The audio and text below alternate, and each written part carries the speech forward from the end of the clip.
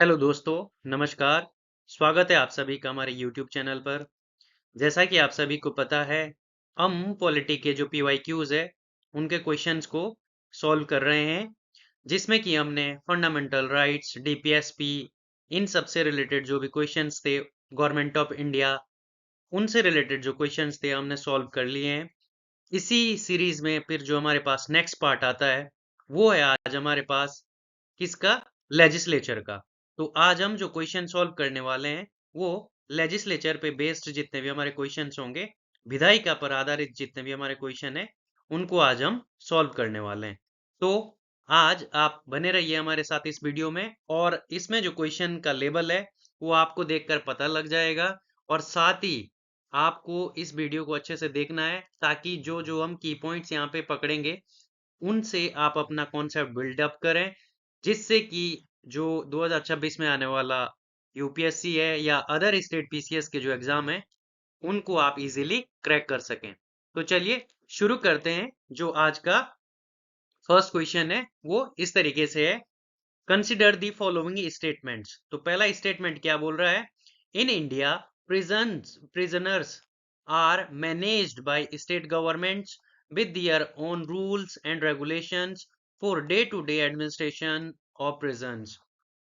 तो यहाँ पे क्या बोला जा रहा है पहले स्टेटमेंट में, कि जो प्रिजनर्स होते हैं, जो कैदी होते हैं, उनको कौन, मतलब यहाँ पे गवर्न करता है, उनके रूल और रेगुलेशन कौन बनाता है डे टू डे बेसिस पे।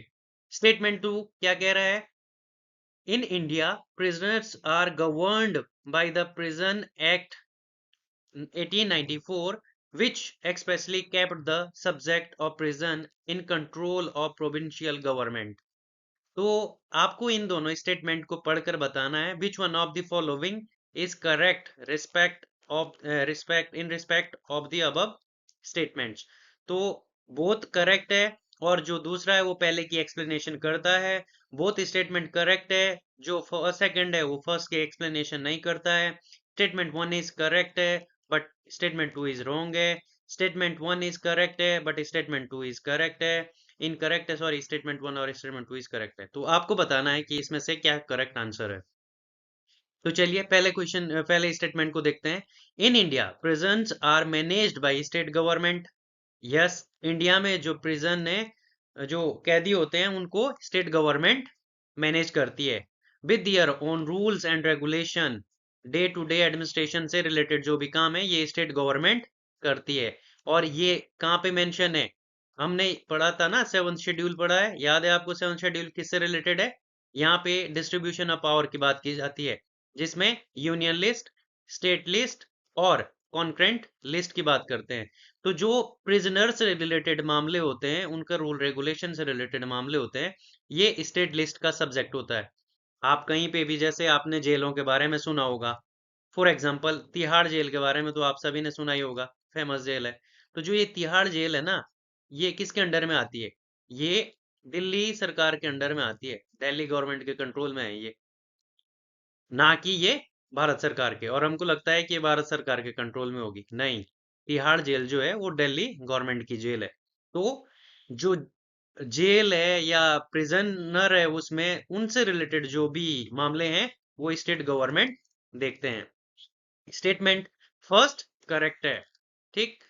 स्टेटमेंट टू देखना है। In India prisoners are governed by the, जितनी भी हमारी जेल है या उनमें रहने वाले कैदी है, उनको प्रिजन एक्ट 1894 से गवर्न किया जाता है। Expressly kept the subject of prisons in the control of the provincial government. तो कि इनको जो 1894 का जो एक्ट है, प्रिजनर एक्ट, प्रिजन्स एक्ट, उसके थ्रू इनको गवर्न किया जाता है, और जो कंट्रोल है वो स्टेट गवर्नमेंट को प्रोवाइड किया जाता है। क्या ये स्टेटमेंट करेक्ट है? नहीं, ये स्टेटमेंट करेक्ट नहीं है, ये रॉन्ग है। क्यों रॉन्ग है? क्योंकि जो प्रोविंशियल गवर्नमेंट को जो पावर दी गई थी ना जेलों को कंट्रोल करने की, ये दी गई थी गवर्नमेंट ऑफ इंडिया एक्ट आया था जो हमारा 1935 में, 1935 का जो गवर्नमेंट ऑफ इंडिया एक्ट आया था, उस एक्ट के थ्रू प्रोविंशियल गवर्नमेंट को ये पावर दी गई थी कि जो प्रिजनर से रिलेटेड मामले हैं वो अभी स्टेट खुद ही देखेगा। ओके, तो स्टेटमेंट टू क्या हो गया हमारा? करेक्ट। तो अब आपको करेक्ट आंसर क्या देखना है? क्या बोथ स्टेटमेंट 1 एंड 2 करेक्ट है? नहीं, बोथ वाले तो दोनों ही रॉन्ग हो गए। अब देखना है स्टेटमेंट 1 करेक्ट है, यस, और स्टेटमेंट 2 रॉन्ग है। तो इसका जो राइट आंसर है ये ऑप्शन सी हो जाएगा। इसकी जो डिटेलिंग है वो आप यहाँ से देख सकते हैं कि स्टेटमेंट 1 क्यों करेक्ट, स्टेटमेंट 1 करेक्ट है क्योंकि ये 7 शेड्यूल में हमारे इंडियन कॉन्स्टिट्यूशन में प्रिजनर्स को से रिलेटेड जो भी है वो बातें की गई है। दूसरा क्या है कि स्टेटमेंट 2 इनकरेक्ट है, क्यों? क्योंकि जो ये एक्ट बना था 1894 का, ये जो प्रोविंशियल गवर्नमेंट है इनको पावर नहीं देता है। ये पावर किसके द्वारा दी गई थी? गवर्नमेंट ऑफ इंडिया एक्ट 1935 के थ्रू, कि जितने भी जेल से रिलेटेड सब्जेक्ट होंगे वो प्रोविंशियल गवर्नमेंट के द्वारा कंट्रोल किए जाएंगे। और अब आपको पता है कि उस समय सेंट्रल लिस्ट से इसको इसमें ट्रांसफर कर दिया था। They now are in state list. Okay, next question पे चलते हैं। With reference to the finance bill and money bill in Indian parliament consider the following statement. तो आपको बताना है कि फाइनेंस बिल और मनी बिल से रिलेटेड कौन कौन से स्टेटमेंट करेक्ट है। पहला है, when Lok Sabha transmit finance bill to the Rajya Sabha it can amend or reject the bill. तो राज्यसभा इसको अमेंड या रिजेक्ट कर सकती है। स्टेटमेंट 2 क्या है? When Lok Sabha transmit money bill to the Rajya Sabha it can not amend or reject the bill, it can only make recommendation. Third क्या है? In the case of disagreement between the Lok Sabha and the Rajya Sabha, there is no joint sitting for money bill, but a joint sitting become necessary for the finance bill. तो आपको बताना है how many above statement are correct, one only, two only, three only, all three या none।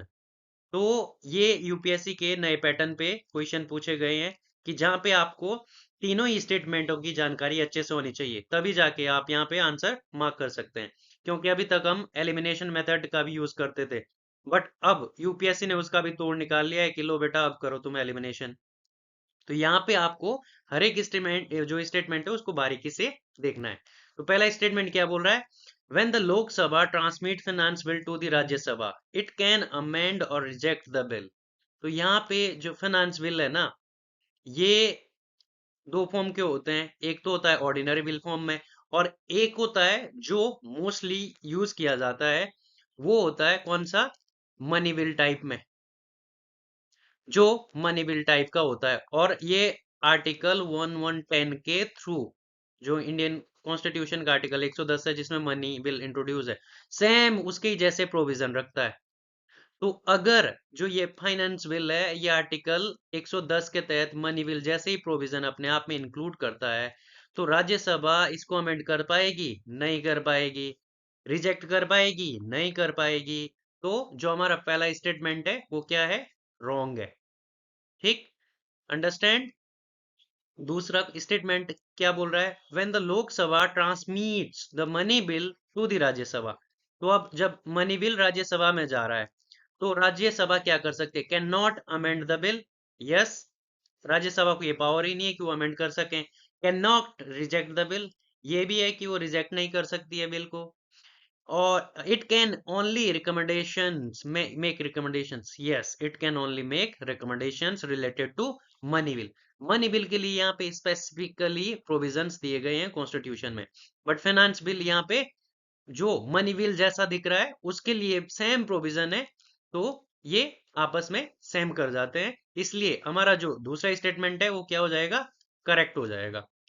ठीक, क्यों? क्योंकि राज्यसभा को यहाँ पे सिर्फ और सिर्फ 14 दिन का टाइम दिया जाता है कि भाई 14 डेज के अंदर अंदर आपको इसको अप्रूव करना है तो अप्रूव कर दो, रिजेक्ट करना है तो भी रिजेक्ट कर दो, रिकमेंडेशन देने हैं कुछ तो रिकमेंडेशन दे दो।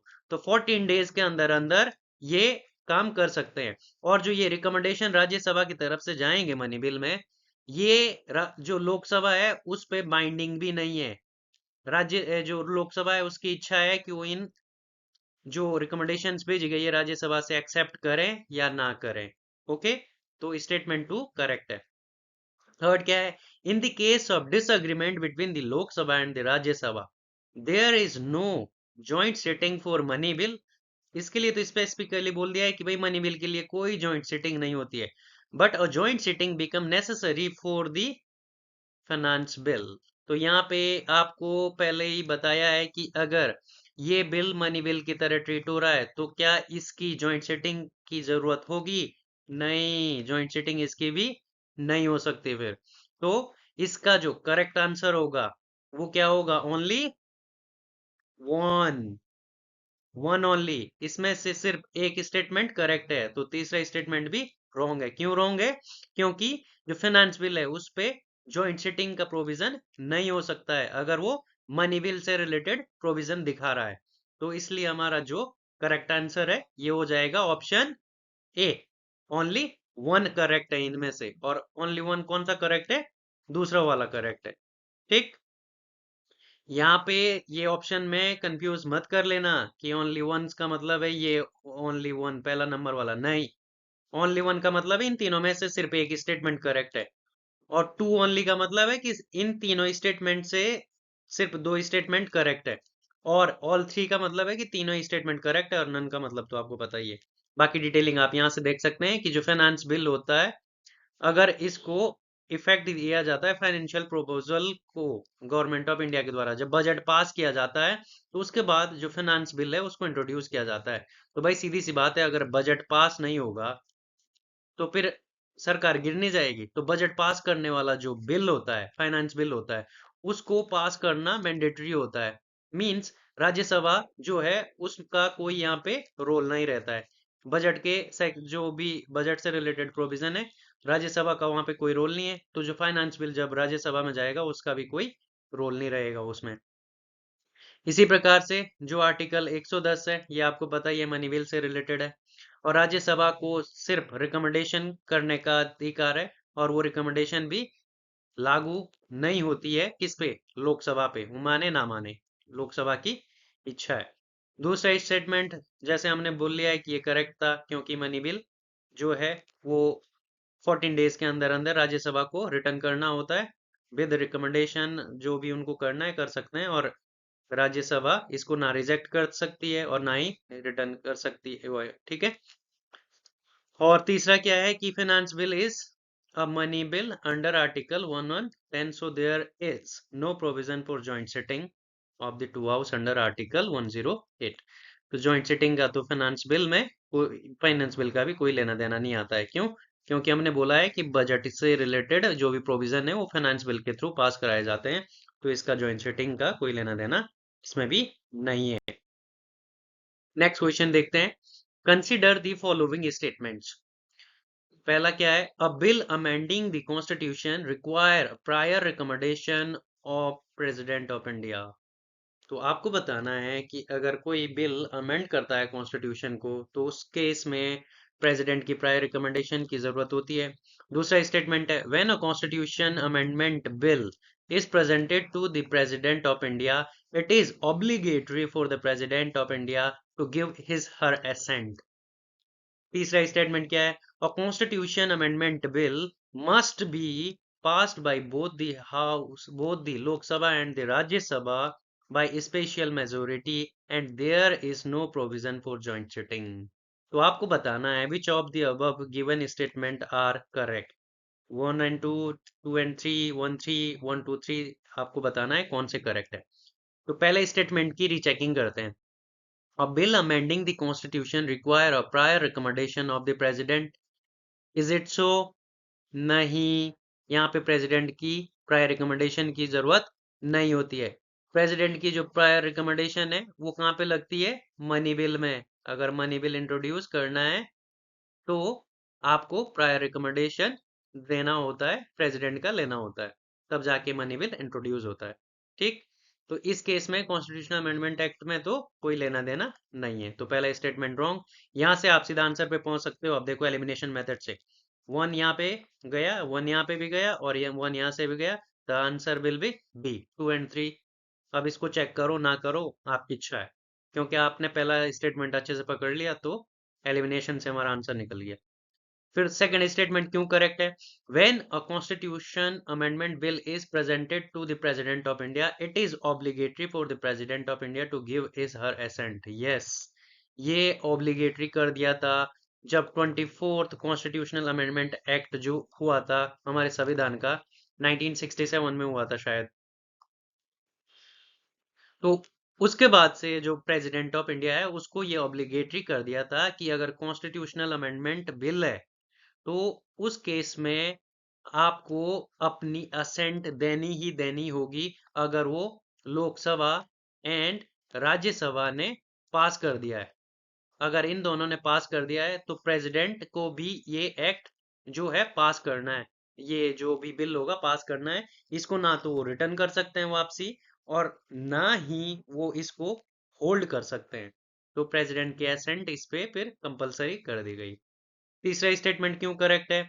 A constitution amendment bill must be passed by the both the Lok Sabha and the Rajya Sabha by special majority. Yes. अगर कॉन्स्टिट्यूशनल अमेंडमेंट बिल है तो उसको स्पेशल मेजोरिटी से पास करना होता है। तो स्पेशल मेजोरिटी मैंने पहले भी आपको बताई थी क्या होती है कि ये दो तरीके की होती है। एक तो होती है टोटल मेंबर की जो होती है हाउस के जो हाउस मेंबर्स होते हैं तो हाउस की जो टोटल मेजोरिटी है।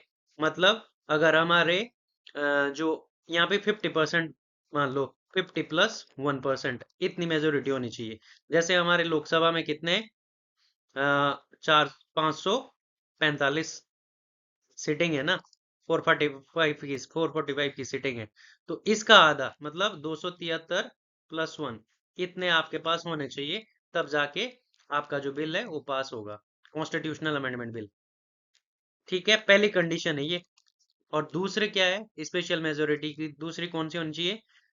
जितने आपके बोलते हैं ना वो प्रेजेंट मेंबर है उनकी वोटिंग करा के आपको मेजोरिटी लानी है। प्रेजेंट एंड वोटिंग की भी मेजोरिटी होनी चाहिए।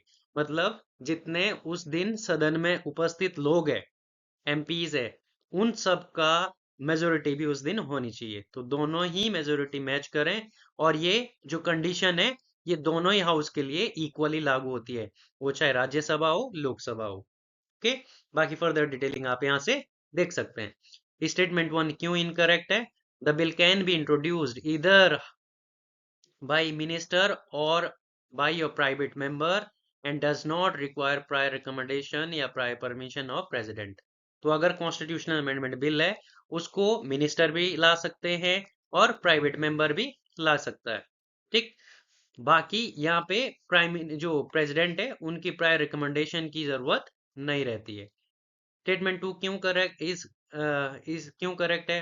क्योंकि जो 24th कॉन्स्टिट्यूशनल अमेंडमेंट एक्ट आया था 1963 में, इसमें प्रेसिडेंट को फिर कंपलसरी कर दिया था कि आप विदहोल्ड नहीं कर सकते एसेंट। जो भी है आपका कॉन्स्टिट्यूशनल अमेंडमेंट बिल से रिलेटेड आपको देनी ही देनी होगी। स्टेटमेंट थ्री करेक्ट है। Must be passed in each house by special majority. तो एक तो होनी चाहिए majority to the total membership of the house और दूसरी होनी चाहिए majority of the 2/3 of the members present and voting in that house. Okay, तो इस तरीके से आपका और यहाँ पे भी वही है, जॉइंट सिटिंग का कोई प्रोविजन नहीं होता है इसमें। कॉन्स्टिट्यूशनल अमेंडमेंट बिल अगर लोकसभा और राज्यसभा में कॉन्स्टिट्यूशनल अमेंडमेंट बिल अगर माना यहाँ पे कॉन्स्टिट्यूशनल अमेंडमेंट बिल जो है ये लोकसभा ने इंट्रोड्यूस करा है। ठीक, अब ये बिल राज्यसभा के पास चला गया। कॉन्स्टिट्यूशन में ये इसने लोकसभा ने तो इसको पास कर दिया और राज्यसभा ने इसको फेल कर दिया, मतलब पास नहीं होने दिया। तो फिर ये जो बिल है ये यहीं पे खत्म हो गया। इसका कोई आगे लेना देना नहीं है।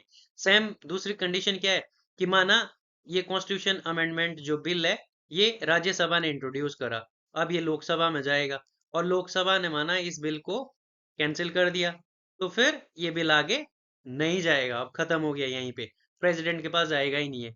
ठीक, तो यहाँ पे किसी को पावर ज्यादा नहीं दी गई है। यहाँ पे लोकसभा और राज्यसभा दोनों को पावर क्या है, इक्वल दी गई है इस केस में। ओके, नेक्स्ट क्वेश्चन पे चलते हैं। Consider the following statement. The constitution of India classified the ministers into 4 ranks. तो हमारा जो कॉन्स्टिट्यूशन है वो मिनिस्टर को 4 रैंक में क्लासिफाइड करता है। Cabinet ministers, ministers of with independent charges, minister of state and deputy ministers। तो पहला स्टेटमेंट यही बोल रहा है। दूसरा स्टेटमेंट क्या बोल रहा है? The total number of ministers in the union government including prime minister shall not exceed 15% of the total number of members in the Lok Sabha। तो जो काउंसिल ऑफ मिनिस्टर्स जो भी बनेगी, टोटल मिनिस्टर्स जो भी बनेंगे, वो 15% होने चाहिए total strength of the Lok Sabha के। तो आपको बताना है कौन से उपरोक्त में से सही है। तो एक एक करके देखते हैं। पहला स्टेटमेंट क्या है? The constitution of India. तो मैंने बोला था जहां पे भी कॉन्स्टिट्यूशन ऑफ इंडिया आता है ना, कि कॉन्स्टिट्यूशन ऑफ इंडिया से it, constitution India defined it, constitution of India classified it, ये सारी जो टर्म है ये हमको फिर कटघरे में खड़ी कर देनी है। कॉन्स्टिट्यूशन ऑफ इंडिया ऐसा कोई प्रोविजन नहीं करता है कि तुम मंत्रियों को 4 खेमे में बांटो, 5 खेमे में बांटो, ये कुछ नहीं है। ये जस्ट एक पार्लियामेंट्री सिस्टम हमने लिया है। कहाँ से लिया है हमने parliamentary system of government? Britain से। तो जैसा वहां पे चल रहा था एज इट इज हमने भी ये जो रूल नियम है कि भाई यहाँ पे 4 प्रकार से मंत्री बनाए जाएंगे, इंडिया ने भी अडॉप्ट कर लिया। ठीक। तो 4 प्रकार के मिनिस्टर होते हैं, बिल्कुल होते हैं। पहले कैबिनेट मिनिस्टर होते हैं जिसमें कि प्राइम लेवल के जो मिनिस्टर आते हैं, जैसे डिफेंस हो गया, होम अफेयर हो गया, फॉरेन अफेयर हो गया, इस तरीके की जो मिनिस्ट्रीज है उनको कैबिनेट मिनिस्टर कहा जाता है। ठीक। दूसरा क्या है? मिनिस्टर विद इंडिपेंडेंट चार्जेस जो होते हैं वो इनसे नीचे के होते हैं। तो मिनिस्टर विद इंडिपेंडेंट चार्जेस ये सेकंड रैंक पे होते हैं। थर्ड रैंक पे कौन से होते हैं? Minister of states. ठीक है। ये सारे जो मिनिस्टर है ये इनके हेल्प करने के लिए होते हैं, इन दोनों की हेल्प करने के लिए। और फिर एक होता है डेप्यूटी मिनिस्टर। ये इनमें उन लोगों को रखा जाता है जो यंग होते हैं, उनको थोड़ा सा मतलब मिनिस्ट्री के कामों के बारे में जानकारी देनी हो सरकार को, या उनको ट्रेन करने हो आगे के लिए, तो उनको यहाँ पे डेप्यूटी मिनिस्टर की पोस्ट में रखा जाता है। तो ये कॉन्स्टिट्यूशन में मेंशन नहीं है, कॉन्स्टिट्यूशन ने क्लासिफाइड नहीं करा है ये। तो पहला स्टेटमेंट क्या है? गलत हो गया। दूसरा क्या है? The total number of minister in union government including the prime minister shall not exceed 15% of the total number of members in the Lok Sabha. ये स्टेटमेंट करेक्ट है। क्यों? क्योंकि ये हमने कहाँ देखा था 15% का, कि वही मंत्री जो भी होंगे वो 15% से ज्यादा नहीं होने चाहिए किसी भी हाउस में। यहाँ पे तो हमको लोकसभा की बात करी जा रही है। अगर स्टेट लेवल पे देखा जाए तो वहां पे विधान सभाओं की बात होती है। तो ये 91st कॉन्स्टिट्यूशनल अमेंडमेंट एक्ट जो आया था, हमने देखा था प्रीवियस पीवाईक्यूज जो हमने लगाए हैं, 2003 में आया था। और उसके तहत यहाँ पे ये बोला गया है कि 15% से ज्यादा आपके मिनिस्टर्स नहीं होने चाहिए। तो स्टेटमेंट 2 करेक्ट है। इसका जो राइट आंसर है ये ऑप्शन बी। बाकी फर्दर डिटेलिंग आप यहाँ से देख सकते हैं कि constitution does not classify members of council of ministers in different ranks. सीधी सी बात है। ये हमने इन्फॉर्म ले लिया है सीधा। ब्रिटिश पैटर्न है हमारे पास, जैसे ब्रिटेन गवर्नमेंट ब्रिटिश करते थे वैसे ही हमने अपना लिया।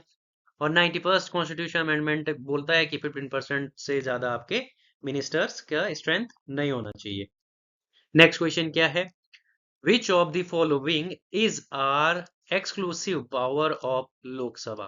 तो आपको बताना है कि लोकसभा की एक्सक्लूसिव पावर कौन कौन सी है, जिसमें लोकसभा को सुप्रीम पावर दी जाती है। तो यहाँ पे बताना है कौन कौन सी है। पहला है to ratify the declaration of emergency, कि जो इमरजेंसी का डिक्लेरेशन है उसको रेटिफाई करना, ये लोकसभा की एक्सक्लूसिव पावर है। दूसरा statement to pass a motion of no confidence against the council of ministers, कि नो कॉन्फिडेंस मोशन जो है ये अगर मिनिस्टर्स के अगेंस्ट पास करना है तो क्या ये एक्सक्लूसिव पावर है। To impeach the president of India, तो अगर प्रेसिडेंट ऑफ इंडिया को इम्पीच करना है, क्या ये है? तो आपको आंसर देना है कि कौन से सही है, 1 2 2 ओनली, 1 3 ओनली, या 3 ओनली। तो आपको बताना है कौन सा स्टेटमेंट करेक्ट है इनमें से। तो चलो चेक करते हैं। पहला स्टेटमेंट क्या कह रहा है? To ratify the declaration of emergency. भाई अगर इमरजेंसी लगाई है, आर्टिकल किसके तहत लगती है इमरजेंसी? 352, 352 के तहत इमरजेंसी लगती है ना, नेशनल इमरजेंसी। तो अगर इसका जो डिक्लेरेशन है वो रेटिफाई करना है, तो ये लोकसभा नहीं करती है। कौन करता है फिर? It is done by parliament. और पार्लियामेंट में लोकसभा और राज्यसभा और प्रेसिडेंट, ये तीनों आते हैं। ठीक, तो लोकसभा, राज्यसभा, प्रेसिडेंट, यहाँ पे अकेला लोकसभा कुछ नहीं कर सकता है। तो ratification of the declaration emergency done by parliament, not Lok Sabha. पहला रॉन्ग। यहां से फिर आप दो एलिमिनेट कर देंगे, ए और सी एलिमिनेट हो गया। Now we have B and D, तो बी एंड डी को हमको चेक करना है। दूसरा स्टेटमेंट क्या है? To pass a motion of no confidence against the council of ministers. तो हमने प्रीवियसली जितने भी पीवाईक्यूज करे हैं, बहुत सारा वहां पे जब सिस्टम ऑफ गवर्नमेंट से रिलेटेड क्वेश्चन करे थे, तो उसमें हमने मेंशन किया था कि अगर हम टोटली देखें, जो मिनिस्टर्स होते हैं, इनका जो रिस्पॉन्सिबिलिटी है, ये पार्लियामेंट्री सिस्टम ऑफ गवर्नमेंट का एक मोस्ट वैल्यूबल फीचर है कि वो लोकसभा के प्रति जिम्मेदार होते हैं। ये लोकसभा के प्रति जिम्मेदार होते हैं। तो इनके अगेंस्ट अगर नो कॉन्फिडेंस मोशन भी लाया जाएगा, अगर नो कॉन्फिडेंस मोशन लाया जा रहा है, तो वो सिर्फ और सिर्फ लोकसभा में ही लाया जा सकता है। हमने ये भी बोला था कि हो सकते हैं कि मिनिस्टर्स राज्यसभा से भी बने, मिनिस्टर्स राज्यसभा से भी बन सकते हैं, बट अगर नो कॉन्फिडेंस मोशन लाना होगा इनके अगेंस्ट भी, तो वो सब लोकसभा से ही लाया जाएगा। राज्यसभा का इसमें नो कॉन्फिडेंस मोशन से कोई लेना देना नहीं है। तो to pass a motion of no confidence against the council of minister, yes it is correct. वैसे तो आप अब यहाँ से आंसर मार सकते हो, क्योंकि बी और डी बचे हमारे पास, तो B is the answer. But third statement क्यों इनकरेक्ट है ये देखते हैं। To impeach the president of India. भाई अगर प्रेसिडेंट ऑफ इंडिया को इम्पीच करना है, तो इसके लिए क्या सिर्फ और सिर्फ लोकसभा ही जिम्मेदार है? नहीं, ये राज्यसभा भी कर सकती है। तो लोकसभा और राज्यसभा दोनों को इक्वल पावर है यहाँ पे। इम्पीच करने के लिए इनको एक हाउस की जरूरत नहीं है। मींस अगर यहाँ पे इम्पीचमेंट की जो प्रोसीजर है वो इसने शुरू करी है, राज्यसभा ने, तो जो भी एलिगेशन राज्यसभा के मेंबरों द्वारा लगाए जाएंगे प्रेसिडेंट पे, उनकी चेकिंग कौन करेगा? लोकसभा। तो लोकसभा उन सारे प्रोविजन को चेक करेगा कि प्रेसिडेंट पे जो इम्पीचमेंट लगाया गया है क्या वो सही है गलत है। ठीक, सेम केस में क्या है, अगर लोकसभा ने इंट्रोड्यूस करा है इम्पीचमेंट ऑन द प्रेसिडेंट, तो जो राज्यसभा है वो यहाँ पे चेकिंग की तरह काम करेगी। तो ये यहाँ पे आपस में चेक एंड बैलेंस का काम करती है कि एक हाउस अगर इंट्रोड्यूस कर रहा है एलिगेशन, तो दूसरा चेक करेगा कि अच्छा जो एलिगेशन लाए गए हैं वो सही है गलत है। ओके, तो इस तरीके से जो इम्पीचमेंट है प्रेसिडेंट पे, वो लोकसभा की एक्सक्लूसिव पावर नहीं है, उतनी ही पावर ये राज्यसभा के लिए भी है। तो थर्ड स्टेटमेंट हमारा क्या हो जाता है? इनकरेक्ट। बाकी डिटेलिंग आप यहाँ से देख सकते हैं कि आर्टिकल 352 का जो 4 पार्ट है वो क्या कहता है कि अगर रिस्पॉन्सिबिलिटी ऑफ द पार्लियामेंट है ये, not Lok Sabha, not just Lok Sabha, okay, कि रेटिफाई करना है प्रोक्लेमेशन ऑफ इमरजेंसी को। जो स्टेटमेंट 2 है वो इसलिए करेक्ट है, क्यों? क्योंकि council of minister collectively responsible किसके लिए होती है? लोकसभा के लिए। और लोकसभा में अगर गवर्नमेंट को नो कॉन्फिडेंस मोशन पास कर दिया गया, उससे जो सरकार है, वो सिटिंग गवर्नमेंट है, वो गिर जाएगी। ठीक, स्टेटमेंट 3 इनकरेक्ट है, क्यों? क्योंकि आर्टिकल 61 में इम्पीचमेंट की बात कर रही है, और impeachment can be initiated by either house of the parliament. ठीक, और इसमें किसी एक हाउस को ज्यादा पावर नहीं है, इक्वल पावर यहाँ पे शेयर करी जाती है बोथ द हाउस के बीच में। नेक्स्ट क्वेश्चन क्या है? With reference to deputy speaker of the Lok Sabha, consider the following statement. तो जो deputy speaker of the Lok Sabha है, उसके बारे में क्या क्या प्रोविजन यहाँ पे सही है आपको बताना है। पहला स्टेटमेंट है, और इन स्टेटमेंट को पढ़ के आपको बोलना है करेक्ट आंसर क्या है। पहला है, as per rules of procedure and conduct of business in Lok Sabha, the election of the deputy speaker shall be held on such date as the speaker may fix. पहला statement. दूसरा statement है there is a mandatory provision that the election of the candidate as a deputy speaker of Lok Sabha shall be from either the principal opposition party or the ruling party. ठीक है।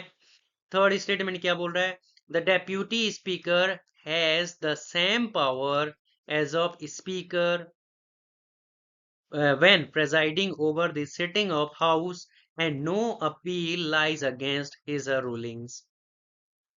Fourth statement क्या है the well established parliamentary practice regarding appointment of deputy speaker is that the motion is moved by the speaker and duly seconded by the minister prime minister. तो यहाँ पे आपको बताना है कि कौन से जो स्टेटमेंट है वो सही है।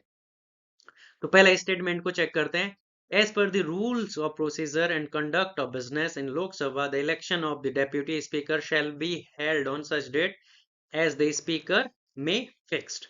तो आपको पता होगा आर्टिकल जो 93 है,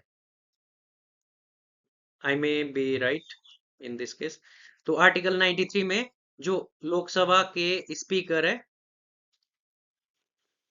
लोकसभा का स्पीकर और जो डेप्यूटी स्पीकर है, इनकी बात करी जाती है। ठीक, तो जब भी कोई नई गवर्नमेंट फॉर्म होती है तो उस गवर्नमेंट का पहला काम रहता है कि एक वो अपने आप जो रूलिंग पार्टी होती है वो स्पीकर चूज कर ले। ठीक, तो स्पीकर चूज कर लिया जाता है और उसके बाद जैसे ही स्पीकर बनते हैं तो स्पीकर के बनते ही सबसे पहले जो स्पीकर है वो क्या करता है कि जो डेप्यूटी स्पीकर होते हैं उनके लिए एक डेट फिक्स कर देते हैं कि चलो भाई अब जो डेप्यूटी स्पीकर है उसका इलेक्शन कराना है या उसको अपॉइंट करना है। तो पहला जो स्टेटमेंट है as per the rule of procedure and conduct of business in Lok Sabha the election of deputy speaker shall be held on such date as the speaker may fixed. Yes, जब स्पीकर बोलता है कि जब स्पीकर बन जाता है उसके बाद वो जैसे ही बनता है डेप्यूटी स्पीकर के लिए फिर वो आगे इलेक्शन की बात करता है। तो पहला स्टेटमेंट तो करेक्ट हो रहा है। सेकंड स्टेटमेंट क्या है there is a mandatory provision that the election of candidate as deputy speaker of Lok Sabha shall be from either the principal opposition party और द रूलिंग पार्टी। तो ये मैंडेटरी प्रोविजन है, फिर से यहाँ पे की हाईलाइट वर्ड है हमारे पास mandatory. It is not mandatory, ये मैंडेटरी नहीं है कि जो हमारा प्रिंसिपल ऑपोजिशन पार्टी है, जो मेन ऑपोजिशन पार्टी है और द रूलिंग पार्टी है कि उनसे ही हमारा जो ये आए क्या डेप्यूटी स्पीकर जो हमारा बने। तो ये जरूरी नहीं है कि ये यहां से आए। फिर तीसरा क्या है तो सेकंड स्टेटमेंट क्या हो जाएगा गलत। और तीसरा स्टेटमेंट क्या है the deputy speaker has the same power of a speaker when presiding over the sitting of the house and no appeal lies against his ruling. तो जब भी डेप्यूटी स्पीकर है स्पीकर की जगह पे बैठेगा सदन में लोकसभा में, तो उस समय जब स्पीकर या तो है नहीं, ऑफिस में नहीं है या बीमार है या उसकी जगह खाली है, तो उस समय जब डेप्यूटी स्पीकर उसकी जगह पे बैठेंगे तो वो सारी पावर वही फील करेंगे जो स्पीकर फील करते हैं। सीधी सी बात यह है कि स्पीकर वो चेयर है, जो वो चेयर वहां पे बनी हुई है, उस चेयर को एक पोजीशन दी गई है, ना कि सदस्य को या जो उस पे बैठ रहा है। तो जैसे ही बैठने वाला हटा वो उसकी जो पावर है वो भी हटी, और जैसे ही वो बैठने वाला उस पे बैठा पावर उसकी सारी रिटेन हो जाती है। तो डेप्यूटी स्पीकर भी सेम पावर एंजॉय करता है जैसे ही वो स्पीकर की जो जगह है वहां पे बैठता है। Fourth statement the well-established parliamentary practice regarding the appointment of deputy speaker is that the motion is moved by the speaker and duly seconded by the prime minister। नहीं भाई, प्राइम मिनिस्टर यहाँ पे कोई और यहाँ पे motion is moved by the speaker नहीं भाई, ये सिंपल सी बात है। आपसी इलेक्शन होते हैं छोड़ो, क्योंकि ये एक प्रोसीजर है सिंपल सा कि भाई यहाँ पे जो भी स्पीकर है वो रूलिंग पार्टी से बनेगा और जो डेप्यूटी स्पीकर है ये अपोजिशन पार्टी से बनेगा। तो अपोजिशन पार्टी से बनेगा तो यहाँ पे प्राइम मिनिस्टर का कोई लेना देना नहीं है। तो देखो यहाँ पे हमारे पास पहला और तीसरा जो स्टेटमेंट है वो करेक्ट आए हैं, तो हमारा आंसर क्या हो जाएगा? ए, 1 and 3 only.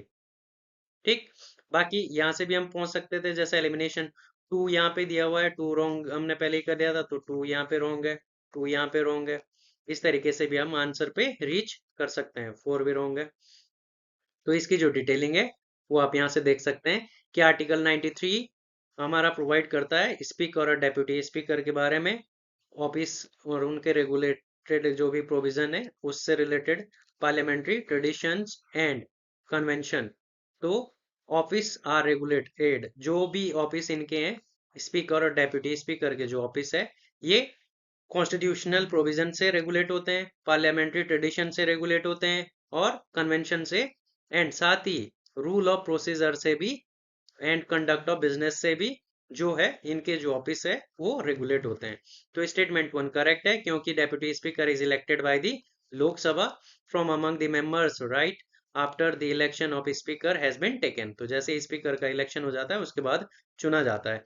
Date of election of the deputy speaker is fixed by the speakers. Okay, statement 2 is incorrect. Why?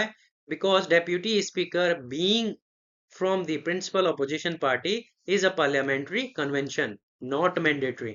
तो जैसे मैंने पीछे बोला था वो मैंडेटरी प्रोविजन नहीं है, ये एक पार्लियामेंट्री कन्वेंशन है कि हाँ भाई अगर रूलिंग पार्टी से हमारा स्पीकर बन रहा है तो अपोजिशन पार्टी से, जो मेन अपोजिशन पार्टी है वहां से हम डेप्यूटी स्पीकर बना देते हैं। ठीक, स्टेटमेंट 3 क्यों करेक्ट इनकरेक्ट है? क्योंकि डेप्यूटी स्पीकर अगर प्रेजाइडिंग ऑफिसर की तरह काम करता है, मतलब जैसे हमारा स्पीकर है उसकी तरह काम करता है, तो सेम लेवल की जो पावर है वो एंजॉय करता है जो स्पीकर को मिलती है। और स्टेटमेंट 4 गलत है, क्योंकि no such practice of needed to the prime minister, कोई मतलब वो प्राइम मिनिस्टर रिकमेंड करें कि भाई इसको बना दो डेप्यूटी स्पीकर, तो प्राइम मिनिस्टर का यहाँ पे कोई रोल नहीं होता है। तो I hope you got right answer. Next question पे चलते हैं। Who adopted parliamentary democracy? तो we adopted parliamentary democracy based on British model, but how does our model differ from that model? तो यहाँ पे पूछा जा रहा है कि हमारा जो पार्लियामेंट्री सिस्टम है डेमोक्रेसी का, गवर्नमेंट का, वो ब्रिटिश मॉडल पे बेस्ड है, बट ब्रिटिश मॉडल से हम थोड़े डिफरेंट है। क्यों? किस रिगार्ड में हम डिफरेंट है? तो पहला है as regard legislation the British parliament is supreme. तो लेजिस्लेशन के रिगार्ड में ब्रिटिश पार्लियामेंट जो है वो सुप्रीम और सोवरेन है, but in India the power of parliament to the legislature is limited. दूसरा statement, in India matters related to constitution of amendment of an act of the constitution parliament are referred to the constitution benches by the supreme court। Simple सी बात क्या है, आपको यहाँ पे कौन से सही है ये बताने, और इसमें पूछा यह गया है कि ऐसे कौन से मामले हैं जो इंडियन कॉन्स्टिट्यूशन में है और ब्रिटिश कॉन्स्टिट्यूशन से में नहीं है, या जो ब्रिटिश कॉन्स्टिट्यूशन में है हमने वहां से उठाया है पूरा के पूरा संविधान, बट हमने उनको इंडियन कॉन्स्टिट्यूशन में लागू नहीं करा है। तो पहले क्या है, लेजिस्लेशन के हिसाब से ब्रिटिश पार्लियामेंट जो होती है ये सुप्रीम होती है। तो पहला स्टेटमेंट सुप्रीम और सोवरेन होती है, यस इट इज करेक्ट। और ये ऐसा क्यों है? क्योंकि इनका जो कॉन्स्टिट्यूशन है वो क्या है? अनरिटन है, अनरिटन कॉन्स्टिट्यूशन है ब्रिटेन का। तो भाई अनरिटन कॉन्स्टिट्यूशन है, लॉ कुछ है ही नहीं जो प्रॉपर हो, फिक्स्ड हो, तो फिर इसमें कोर्ट क्या अपने अजम्पशन देगा या कोर्ट क्या जजमेंट देगा?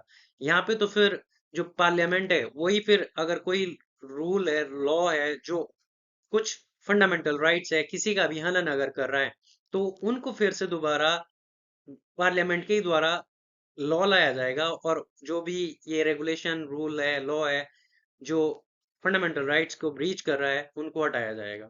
मीन्स सीधी सी बात यह है कि यहाँ पे जुडिशरी का कॉन्सेप्ट नहीं है, मतलब जुडिशरी को यहाँ पे पावर नहीं है जैसे कि इंडियन केस में दी जाती है। तो India in India but in India power of the parliament to legislation is limited. Yes, India में जो पावर है वो लिमिटेड है लेजिस्लेशन की। क्यों?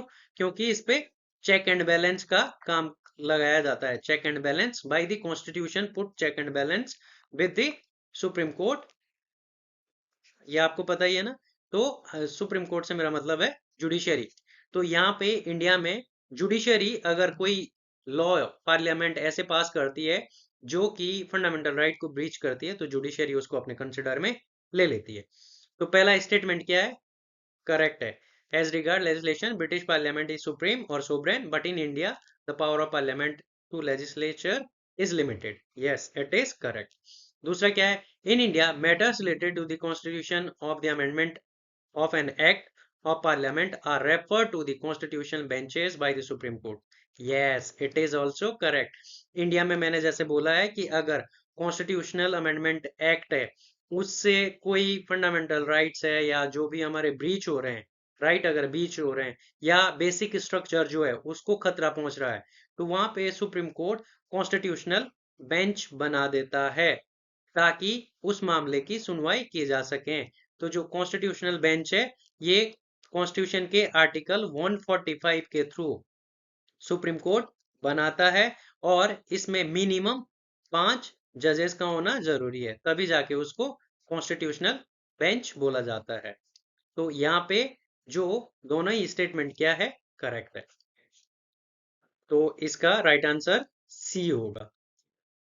है, यहाँ पे आप देख सकते हो कि जो डिटेलिंग है वो यही है कि principal of parliamentary sovereignty is enshrined in the British या यूके के कॉन्स्टिट्यूशन में, और parliament as the supreme legal authority in United Kingdom, ताकि वो पावर बना सकते लॉ को रिपील भी कर सकती है। बट इंडियन पार्लियामेंट में ये सारे सिस्टम नहीं है क्योंकि यहाँ पे ये सोवरेन नहीं है। इंडिया में सोवरेन क्या है? Sovereign is constitution.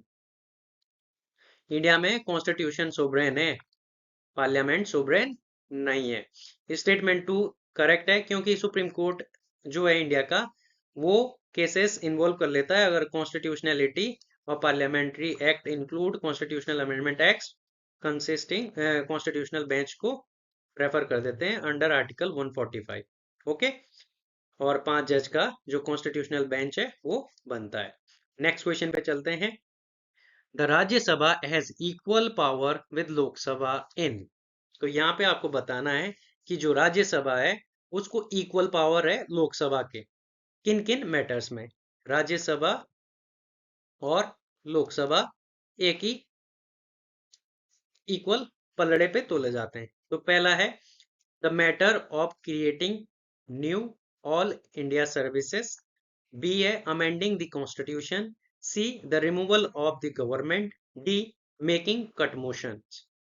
तो यहाँ पे इक्वल पावर किस केस में दी गई है? तो पहला मैटर देखो, the matter of creating new all India services. तो ये जो है ये हमारे कॉन्स्टिट्यूशन का एक आर्टिकल है, आर्टिकल 312, और इसमें स्पेसिफिकली स्पेसिफिकली राज्यसभा को ये पावर दी गई है।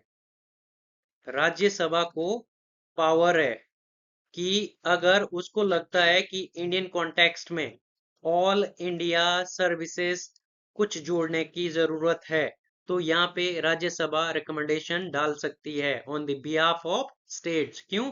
क्योंकि राज्यसभा जो है नाम ही क्या है? राज्यसभा। मींस यहाँ पे जो अलग अलग स्टेट्स है हमारे, अलग अलग स्टेट्स है, राज्य है जो हमारे, इनसे चुने गए मेंबर यहाँ पे गए हुए होते हैं। इन राज्यों का प्रतिनिधित्व राज्यसभा करती है। ठीक, तो राज्यों की क्या नीड है वो सारी बातें कौन देखेगा? राज्यसभा देखेगा। लोकसभा का ये लेना देना नहीं है। तो यहाँ पे जो राज्यसभा है वो इक्वल पावर शेयर नहीं करती है, बल्कि यहाँ पे राज्यसभा की जो पावर है वो लोकसभा से हायर है। लोकसभा से यहाँ पे पावर ज्यादा एंजॉय करती है राज्यसभा। तो पहला तो हमारा गलत हो जाएगा, और हमको यहाँ पे क्या देखना है? इक्वल देखना है, इक्वल पावर। नहीं भाई, इक्वल नहीं, यहाँ पे राज्यसभा को क्या है? ज्यादा पावर है लोकसभा से। ठीक, तो पहला रॉन्ग है। दूसरा क्या है, अमेंडिंग द कॉन्स्टिट्यूशन। क्या जो कॉन्स्टिट्यूशन अमेंडमेंट होता है उसमें लोकसभा और राज्यसभा दोनों की जो पावर है वो सेम है। चलो देखते हैं। मैंने अभी पीछे वाली जो क्वेश्चन है उसमें समझाया कि अगर कॉन्स्टिट्यूशनल अमेंडमेंट बिल लाना है, अगर लोकसभा ने इसको इंट्रोड्यूस करा और फिर ये राज्यसभा में गया, तो जो राज्यसभा है वो कॉन्स्टिट्यूशनल अमेंडमेंट बिल को पास कर सकती है, फेल कर सकती है और इसको कैंसिल भी कर सकती है। तो यहाँ पे राज्यसभा के पास ये पावर है। अब माना कॉन्स्टिट्यूशन अमेंडमेंट जो बिल है ये राज्यसभा ने इंट्रोड्यूस करा, तो फिर जाएगा ये सेकंड हाउस में लोकसभा के पास। तो लोकसभा इस कॉन्स्टिट्यूशनल अमेंडमेंट बिल को पास कर सकता है, फेल कर सकता है और कैंसिल ही कर सकता है। ठीक है, फेल का मतलब यहाँ पे होल्ड कर सकता है। ठीक, तो अब बताओ यहाँ पे जो पावर है वो सेम सेम है ना। तो जो कॉन्स्टिट्यूशनल अमेंडमेंट एक्ट है उससे रिलेटेड जो भी मैटर है, इन दोनों को जो पावर है वो सेम सेम है। ठीक, तो स्टेटमेंट टू जो है बी हमारा ये करेक्ट है। बाकी थर्ड जो रॉन्ग है वो क्यों है, the removal of the government. तो आपको पता ही है रिमूवल ऑफ द गवर्नमेंट, हमने क्या पढ़ा है कि जो गवर्नमेंट है वो काउंसिल ऑफ मिनिस्टर्स से भी डिनोट होती है। ठीक है, तो जो काउंसिल ऑफ मिनिस्टर है ये हमने पढ़ा था ना कि ये स्विम भी साथ साथ करेंगे, स्विम और सिंक भी साथ साथ करेंगे। तो ये एक साथ तैरते हैं, एक साथ डूबते हैं। क्यों? क्योंकि इनकी जो रिमूवल ऑफ गवर्नमेंट है वो क्या है कि जो लोकसभा है वो इसके सीएमओ जो है हमारी वो लोकसभा के प्रति उत्तरदायी होती है, पार्लियामेंट्री टाइप ऑफ गवर्नमेंट का मेन फीचर। तो इनको रिमूवल अगर करेगा तो वो सिर्फ और सिर्फ राज्यसभा ही कर सकता है। ये sorry, I am very very sorry, it is done by only Lok Sabha not Rajya Sabha. तो स्टेटमेंट जो सी है द रिमूवल ऑफ गवर्नमेंट, इसमें इक्वल पावर नहीं है। इसमें जो पावर है वो किसको ज्यादा है, लोकसभा को ज्यादा है। मेकिंग कट मोशंस, तो कट मोशन भी अब सिंपल सी बात है, ये बजट से रिलेटेड है। तो बजट में हमने अभी पीछे वाले क्वेश्चंस में देखा कि बजट से रिलेटेड जो भी प्रोविजन है ये एज अ फाइनेंस बिल के थ्रू पास कराए जाते हैं। और अगर फाइनेंस बिल पास नहीं होगा तो फिर जो गवर्नमेंट है वो गिर जाएगी। तो कट मोशन, जितने भी कट मोशन लाए जाएंगे वो सारे लोकसभा में लाए जाते हैं, ना कि राज्यसभा में। तो यहाँ पे भी पावर इक्वल नहीं है। तो removal of the government in Lok Sabha होता है, कट मोशन ये भी लोकसभा में होते हैं, matter of creating new state services यहाँ पे जो राज्यसभा है उसको मोर पावर है। अमेंडिंग द कॉन्स्टिट्यूशन में दोनों इक्वल पावर शेयर करते हैं। बाकी यहाँ पे आप डिटेल देख सकते हैं इसके पॉज करके। नेक्स्ट क्वेश्चन पे चलते हैं। Consider the following statement, according to the constitution of India a person who is eligible to vote can made a minister in a state for 6 months even if she is not a member of legislature of that state। कान खोल के, आंखें खोल के, दिमाग खोल के रखना, ये क्वेश्चन बहुत इंपॉर्टेंट है और मुझे 100% श्योर हूं मैं इस बात से कि आप गलत करोगे अनटिल अनलेस किसी ने ये क्वेश्चन पहले अटेम्प्ट ना करा हो। दूसरा स्टेटमेंट क्या है, according to the representation of people act 1958 a person convicted of criminal offense and sentenced to imprisonment for 5 years is permanently disqualified from contesting elections even after his release from the prison। तो यहाँ पे आपको बताना है कि कौन सा statement correct है। तो पहला स्टेटमेंट देखो जरा, according to the constitution of India, Bharat संविधान के तहत क्या है, a person who is eligible to vote can be made a minister.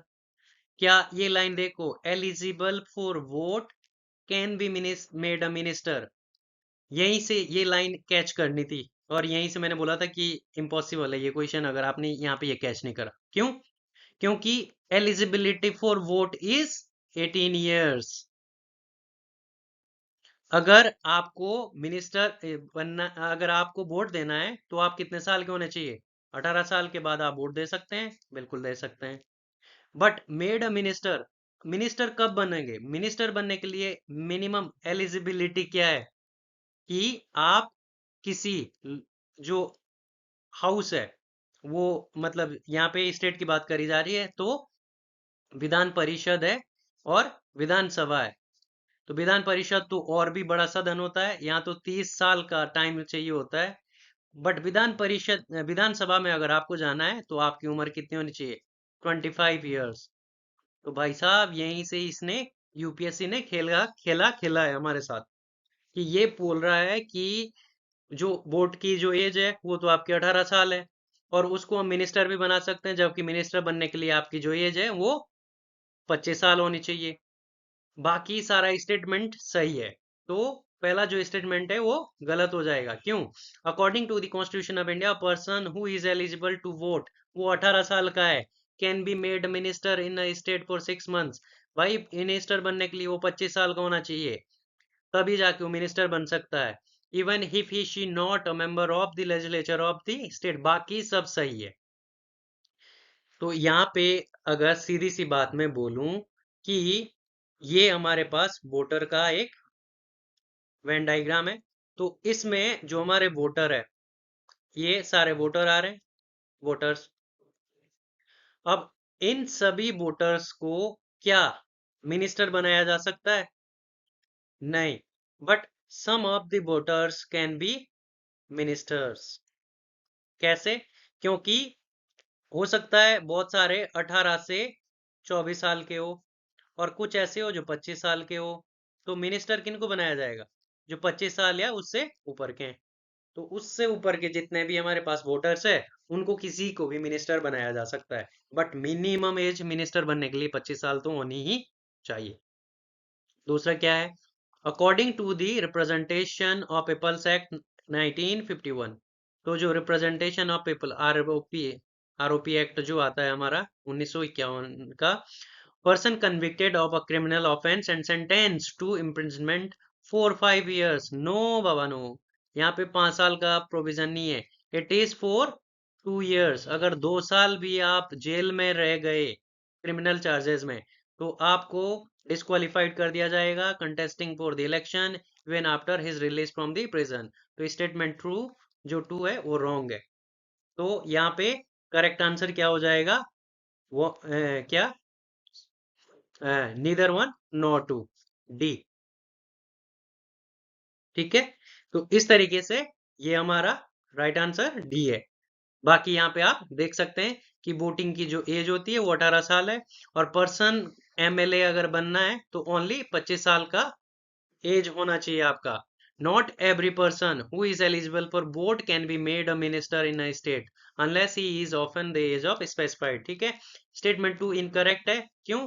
क्योंकि parliament has prescribed number of disqualification under ROPA 1951। कौन कौन सी? एक तो ये है कि he must not have been found guilty of a certain election offences और corruption practices in the elections. हाँ, जो कि हमेशा ही यहाँ पे इसका मजाक उड़ाया जाता है, बट फिर भी डिस्क्वालिफिकेशन बनाई हुई है। वैसे प्रूव तो कभी नहीं होता। दूसरा क्या है? He must not have been convicted for any offences resulting in imprisonment for 2 year और मोर ईयर्स। तो 2 साल मिनिमम है, 2 साल से ज्यादा तो हो सकते हैं, बट 2 साल से कम नहीं होना चाहिए। मतलब अगर 2 साल से ज्यादा आप कन्विक्टेड हो क्रिमिनल ऑफेंस के लिए, तो आपकी जो क्वालिफिकेशन है वो खत्म कर दी जाएगी। तो उसके बाद आप नहीं बन पाओगे कुछ भी, इलेक्शन कंटेस्ट ही नहीं कर पाओगे। और तीसरी क्या है इसमें? तीसरा है, he must not have failed to lodge an account of his election expense within the time. तो इस तरीके से ये जो डिस्क्वालिफिकेशन है ये आरओपीए के अंडर बताई गई है 1951 के तहत। नेक्स्ट क्वेश्चन, जिसमें कि बोला गया है, consider the following statements regarding, जो नीचे दिए गए हैं। तो पहला क्या है? President of India can summon a session of parliament at a such place as he she thinks fit. दूसरा स्टेटमेंट है, the constitution of India provides for the 3 sessions of parliament in a year, but it is not mandatory to conduct all 3 sessions। तीसरा statement है, there is no minimum number of days that the parliament is required to meet in a year. तो आपको बताना है ऊपर में से कौन कौन से जो स्टेटमेंट है वो करेक्ट है। तो पहला स्टेटमेंट क्या बोल रहा है, the president of India can summon a session of parliament at such a place as he she thinks fit. Yes, it is correct. हमारा article 85 of the constitution says that कि president जो है वो यहाँ पे समन कर सकता है पार्लियामेंट को कि आओ भाई अब आप सेशन में बैठो। ठीक है, तो पहला तो स्टेटमेंट करेक्ट है। दूसरा स्टेटमेंट क्या है कि the constitution of India provides for the 3 session of the parliament in a year but it is not mandatory to conclude all 3 sessions।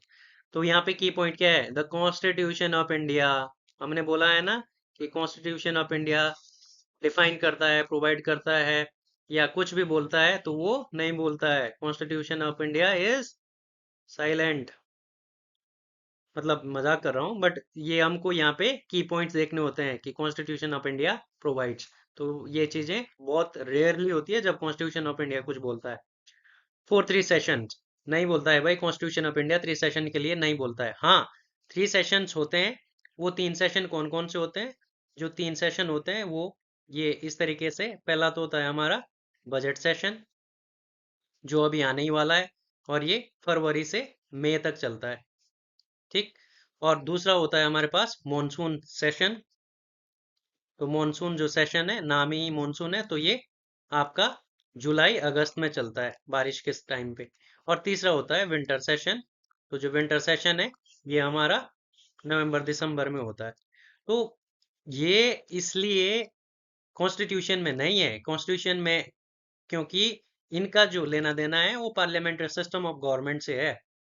ये कॉन्स्टिट्यूशन में मेंशन नहीं है, ये एक हमारा रीति आ रही है, मतलब एक प्रोविजन, ऐसा कल्चर चलता आ रहा है पार्लियामेंट्री सिस्टम ऑफ गवर्नमेंट पे कि भाई हम 3 तरीके के सेशन कंडक्ट करेंगे। ठीक, और ये जो फिर कॉन्स्टिट्यूशन है वो कुछ इसके बारे में नहीं बोलता है। तो वो दूसरा स्टेटमेंट क्या हो जाएगा? गलत। तो दूसरा स्टेटमेंट गलत, दूसरा स्टेटमेंट गलत। इसके बाद हमारे पास क्या है? Third, there is no minimum number of days that the parliament is required to meet in a year. तो पार्लियामेंट को मीटिंग के लिए, जो पार्लियामेंट की मीटिंग का मतलब यहाँ पे लोकसभा और राज्यसभा दोनों हाउस को आपस में बैठने के लिए यहाँ पे कोई मिनिमम नंबर ऑफ डेज दिए हुए हैं। तो ये बोल रहा है there is no minimum number of days the parliament is required to meet in a year. Yes, it is correct कि वहां पे कोई मिनिमम नंबर नहीं दिए हुए हैं।